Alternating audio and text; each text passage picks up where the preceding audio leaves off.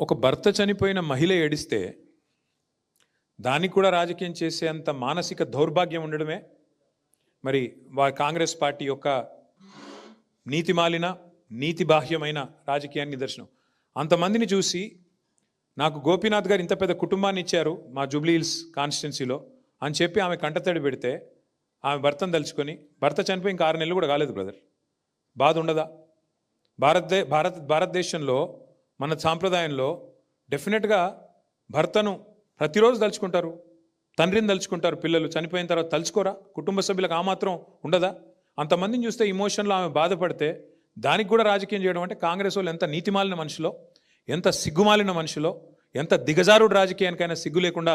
మరి ఇప్పుడైతే మీరు చూశారు ఇక్కడ ఏ రకంగా దొంగ ఓట్ల భాగవతంతో వాళ్ళు ముందుకు వస్తున్నారో మీకు అర్థమైంది. ఇంకోవైపు మహిళల్ని అవమానిస్తాం, బిడ్డ మీద కేసు పెట్టినారు, ఇంకా ఘోరం అది. తల్లి కోసం తిరుగుతుంది ఆ అమ్మాయి, ఆమె కూడా కేసు పెట్టారు. ఎంత నీతిమాలిన రాజకీయం చేస్తుందో కాంగ్రెస్ పార్టీ దీన్ని బట్టి చెప్పొచ్చు. Thank you. ఇక దీని మీద ఏమైనా ఉంటే అడగండి, మిగతా విషయాలు వద్దు దయచేసి. డెఫినెట్గా అవుతాం, ఇక అన్ని దర్వాజాలు కొడతాం పోయి. కానీ చూస్తుంటే మాత్రం మరి మొత్తం కిందికి వెళ్ళి మీద దాకా అంతా కొల్యూడ్ అనేట్టే కనబడుతుంది. కాంగ్రెస్ బీజేపీ ఎట్లా కొల్యూజన్ గవర్నమెంటే నడుస్తుంది ఇడా. మరి రేవంత్ రెడ్డి ఏమైనా చెప్పిండో ఏమో పైకి, ఏం మాట్లాడొద్దు ఈ విషయాన్ని, ఎందుకంటే మా దొంగ ఓట్లతోనే గెలవాలనుకుంటున్నాం అన్నడేమో. మరి అయినా గెలవరు, అది కూడా చెప్తున్నాను. ఇన్ని కథలు పడ్డా గెలవరు. మళ్ళీ ఖచ్చితంగా అక్కడ మంచి మెజారిటీతో గెలిచేది బీఆర్ఎస్ఏ గెలుస్తుంది, బ్రహ్మాండం గెలుస్తాం, అందులో కూడా మాకు డౌట్ లేదు.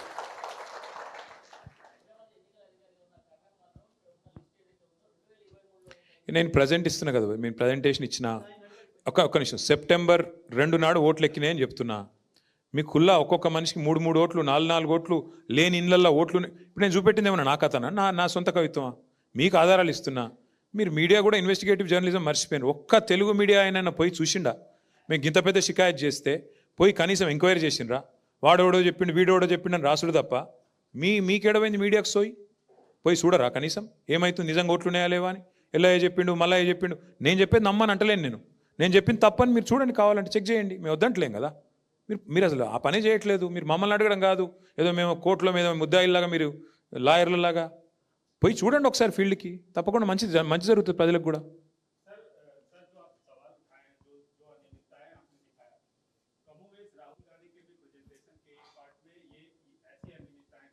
జీ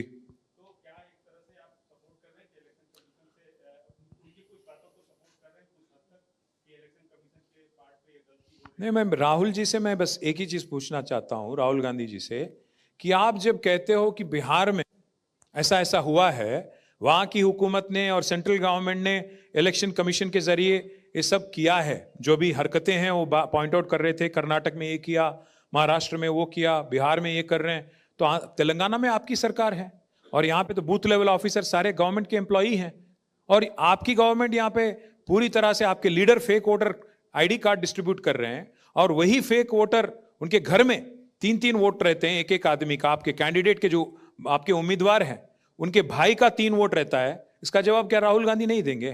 इलेक्शन कमीशन जो किया नहीं किया स्टेट वो अलग बात है, पर राहुल गांधी के जो पार्टी कर रही है यहाँ पे, एक एक घर में 3-3 वोट उनके खुद के भाई, और साथ ही साथ पूरी उनकी गवर्नमेंट की तो लग रहा है कि कोल्यूजन है नीचे ऑफिसरों के साथ। इसीलिए तो एक जो घर नहीं है उसमें 42 वोट, कोई घर नहीं वहां पे, उसमें 42 वोट दिखते हैं। एक एक आदमी का वोट 2-2 बार आता है, कहीं नागर कर्नूल से सिरसिला से यहाँ शिफ्ट होता है, उसको खुद नहीं पता कि उसका वोट यहाँ पे शिफ्ट हो गया। तो ये सारे हरकत यहाँ कांग्रेस पार्टी कर रही है, शायद लो लेवल ऑफिसर के साथ कोल्यूड होके। इस बारे में राहुल गांधी को बोलना चाहिए, राहुल गांधी को जरूर रिस्पॉन्ड करना चाहिए। हाँ, अगर इलेक्शन कमीशन का गलती है तो जरूर उस पर कार्रवाई होना चाहिए, अगर कोई ऑफिसर ने गलत किया तो उसको भी सजा मिलना चाहिए।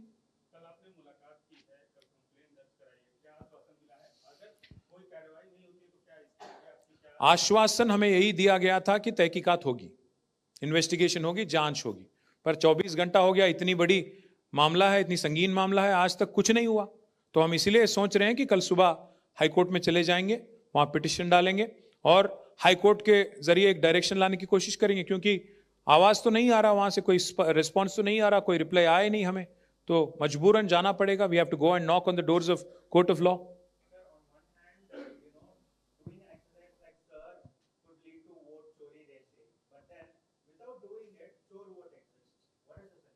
Without doing it, they're supposed to do their job, work with some common sense. काम करो अपना, और क्या है। आप लोग अपना काम कर रहे हो, हम लोग अपना काम कर रहे हैं।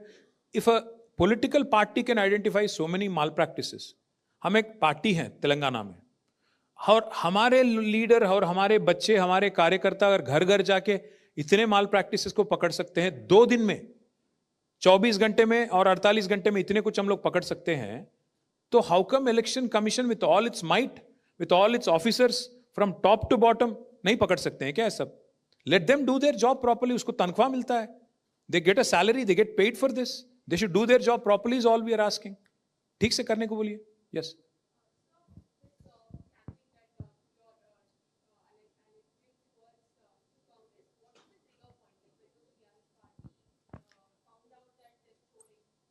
When we saw the Congress candidate, वो दिखाओ भाई उस slide, Congress candidate distributing the, when we saw that the Congress candidate was distributing voter ID cards, we said then there is something seriously wrong with the system.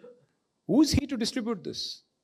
He is nobody. He has no authority, no jurisdiction of distribution of cards.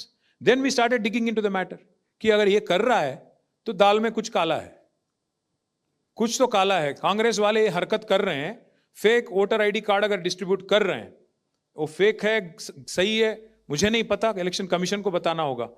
Case तो दर्ज हुआ कि वो fake ID card है। तो जब ये निकला मामला, then we got a doubt कि कुछ गड़बड़ है, इसलिए we started going house to house.